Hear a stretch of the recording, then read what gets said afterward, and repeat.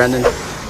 So have you ever thought why you? Like you're around family, friends, and co-workers and think why they God say me? Because I see people that are better men than me, and by that I mean like they're more humble, they're nicer to people.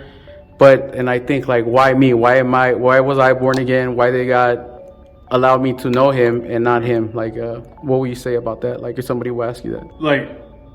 Or have you thought about that? Like, why you and I mean, either side of that coin. Yeah, all the time.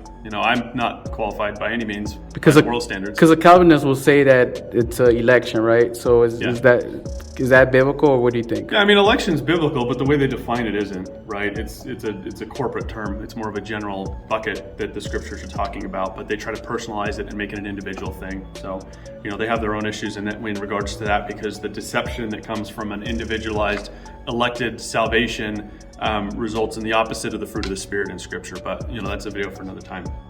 When God talks about the election, when he's talking about people that he's called, he's talking about those who are going to be into his service. It really doesn't have anything to do with specifically salvation.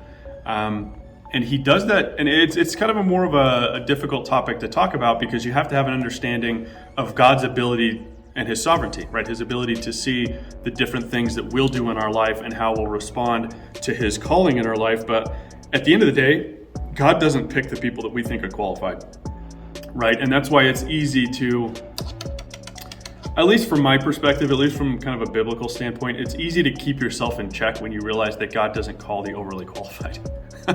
Like, I can't get full of myself and get into my own head and think that, oh yeah, God for sure picked me because of this laundry list of things that I can do for him.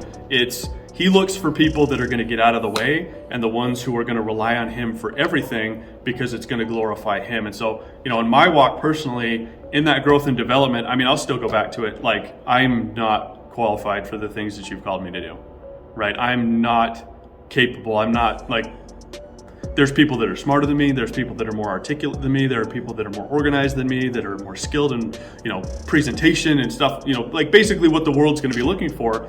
And, God comforts me, and he'll bring that encouragement and remind me that it's not about your ability, because if it was, then it wouldn't glorify me. And so that's kind of how I keep myself in check is, as I've grown, as I've matured and developed, I am more willing to step out of the way, because when I, give God the glory, and when I'm willing to do it his way, it works out 1,000 times better than anything I could do. Because again, we go back to the fact that I'm not qualified, right? I don't have a degree. I'm a college dropout, right? I went and studied for a little bit on something that had nothing to do with theology, dealing with computer science.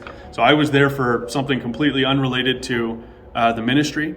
I might have grown up in church and my family has been in the ministry, but qualification wise, I have a pretty short list of things that I bring to the table for God. But what I will do is I will always step out of the way to make sure he gets the glory.